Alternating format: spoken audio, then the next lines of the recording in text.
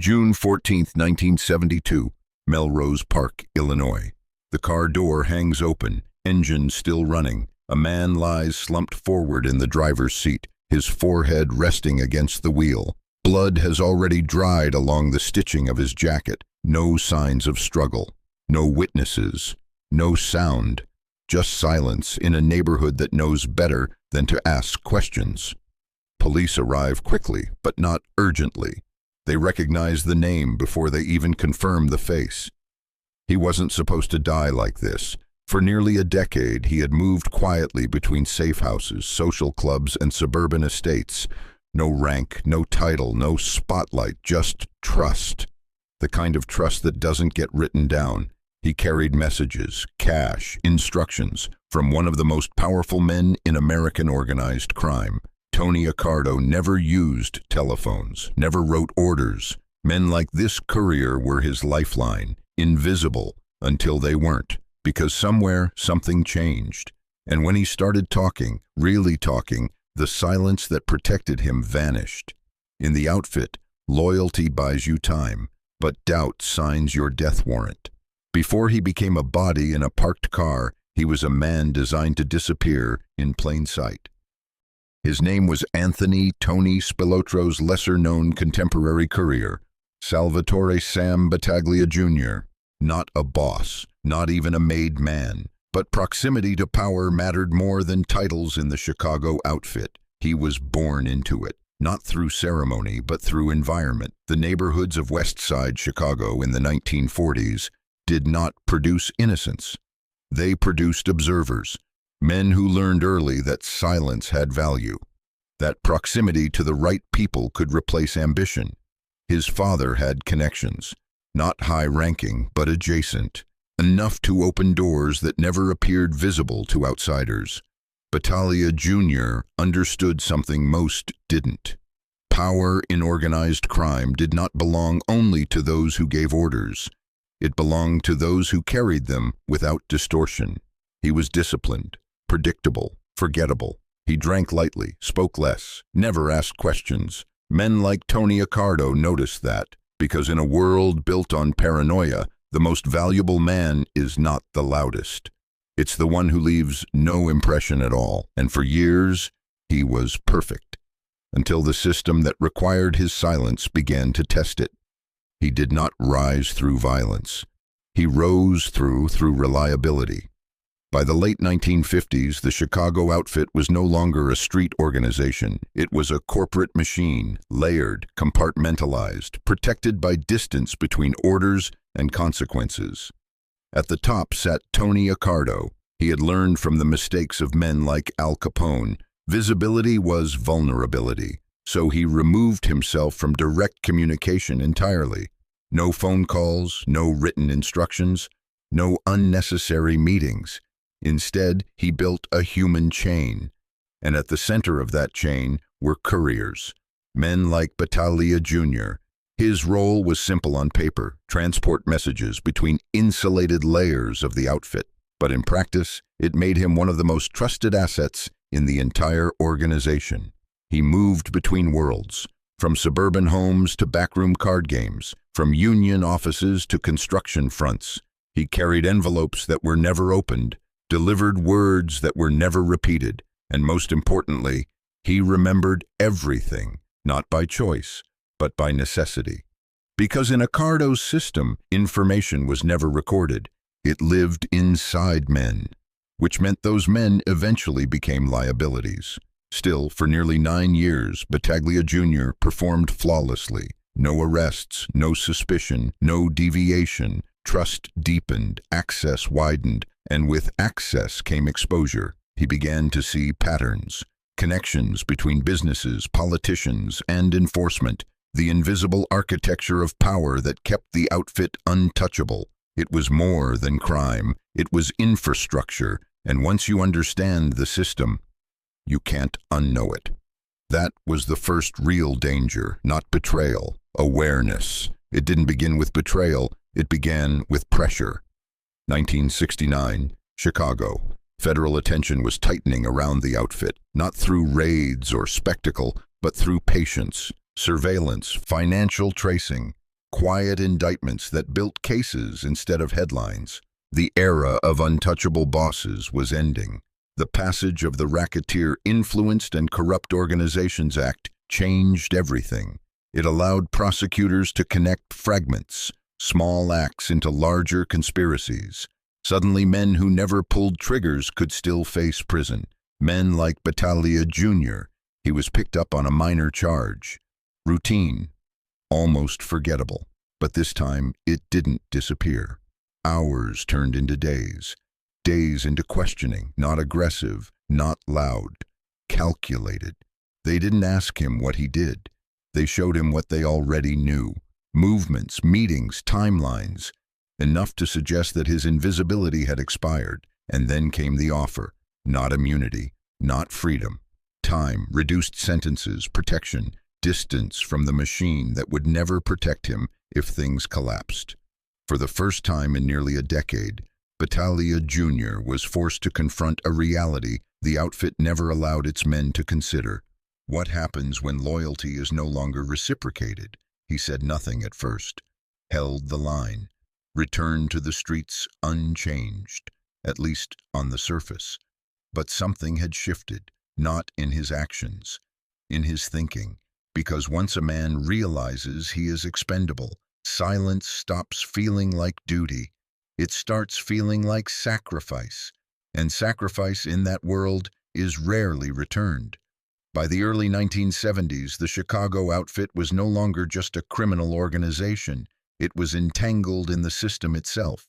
Labor unions, waste management, construction contracts, entire sectors moved under quiet influence. The outfit didn't need to dominate publicly. It embedded itself privately. And at the center of that insulation was political access. Backroom agreements, favor exchanges, campaign support that was never documented but always understood. Figures like Richard J. Daley presided over a city where order and corruption coexisted in a delicate balance, not openly coordinated but functionally aligned. Stability mattered more than exposure, but Washington was no longer willing to ignore it. Under Richard Nixon, federal strategy shifted. Organized crime was no longer treated as isolated incidents. It became a national security concern tied to systemic corruption. Agencies expanded surveillance. Financial tracking improved. Prosecutors began building long-term conspiracy cases instead of chasing individual crimes. And most importantly, they started targeting the structure. That meant going after communication lines, couriers, intermediaries, men like Battaglia Jr., because he wasn't just a messenger anymore. He was a living archive. Every delivery, every instruction, every connection between crime and legitimacy, stored in memory. If he spoke, the implications would reach far beyond the outfit, into unions, into businesses, possibly into City Hall. And the outfit understood this perfectly. In their world, law enforcement pressure didn't just create risk, it exposed weak points. So they began asking a quiet question, not if someone would talk, but who would break first. And Battaglia Jr., recently detained, recently questioned, recently changed, was no longer invisible. He was now being watched from both sides. Suspicion in the outfit was never announced. It was felt. At first, nothing changed, at least nothing visible. Battaglia Jr. still received calls, still made his routes, still delivered messages between layers that pretended not to know each other. But the rhythm was different. Meetings became shorter, instructions became simpler. The men he once dealt with directly began using intermediaries. Distance was being introduced, deliberately. In the Chicago outfit, loyalty was never tested through confrontation. It was tested through observation. Small inconsistencies, changes in behavior, tone, timing.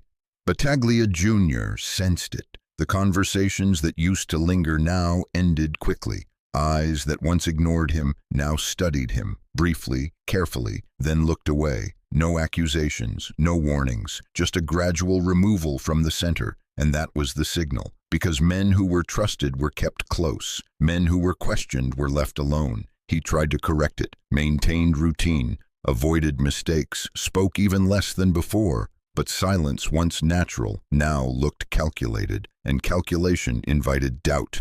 Above him, Tony Accardo didn't react impulsively. He never had. He waited, verified, cross-checked. The outfit began quietly reviewing everything Battaglia Jr. had touched. Every route, every contact, every instance where exposure could have occurred. Not to confirm betrayal, but to measure risk. Because in their system, certainty wasn't required for action. Probability was enough. And the conclusion didn't need to be spoken aloud. Battaglia Jr. had become a liability, which meant the decision was already made, long before he would ever see it coming. June 14, 1972, Melrose Park, Illinois. It happens without spectacle, no chase, no warning. Battaglia Jr. parks the car, engine still running, routine behavior, nothing unusual. That's why it works. The approach is controlled, familiar, someone he doesn't question, someone who doesn't need to force entry. A conversation, brief, if it happens at all. Then a single shot, close range, precise, no struggle, no second attempt, professional. The kind of killing designed not to send a message to the public, but to confirm one internally. When police arrive, it looks almost staged in its simplicity. No weapon left behind, no witnesses willing to speak, just a body that tells those who understand exactly what happened. Orders had moved down the same chain Battaglia Jr. once carried. This time, he was the message. And somewhere far removed from the scene, Tony Accardo never needed to say a word. The case never moved. Local police filed reports, collected statements that said nothing. The scene was processed, documented, and quietly set aside. No suspects, no witnesses, no urgency. Because in Melrose Park, deaths like this were understood without being explained. Within the Chicago outfit, the reaction was even quieter. There were no meetings to discuss it, no visible adjustments. Operations continued, money flowed, routes remained intact. But internally, the message settled immediately. Discipline had been enforced. The removal of Battaglia Jr. did not disrupt the system, it reinforced it. Careers were replaced, lines of communication restructured, exposure minimized. More importantly, fear was recalibrated. Not loud fear, controlled fear, the kind that keeps men consistent. Because the lesson wasn't that he had talked, it was that he might have. And in that distinction lies the real mechanism of power. Above it all, figures like Tony Accardo remained insulated. No evidence tied upward. No legal consequence followed downward. The structure held, not because it was invisible, but because it was disciplined enough to erase its own weaknesses before they could be exposed. And outside that structure, the world moved on. Another unsolved killing, another name that faded. But inside the outfit, it was never forgotten. It became a reference point, a quiet precedent, proof that loyalty was not judged by history, but by risk. The car is still there. In memory, it never moves. Engine running, door open, a man frozen between loyalty and consequence. Battaglia Jr. was never powerful. That was the illusion. He stood close to power, close enough to feel its weight, but never to control it. And in the Chicago outfit, proximity was not protection. It was exposure. Figures like Tony Accardo built systems that did not rely on trust. They replaced it. With structure, with distance, with men who could be removed without consequence. The courier believed silence kept him safe, but silence only made him useful. And once usefulness turned into risk, the outcome was already decided. No trial, no confirmation, no appeal, just a quiet correction. That is the true architecture of organized crime, not violence, but disposability, because in the end, the system doesn't fail when someone talks. It survives by ensuring that even the possibility of speech is eliminated. And the car never had to go anywhere at all.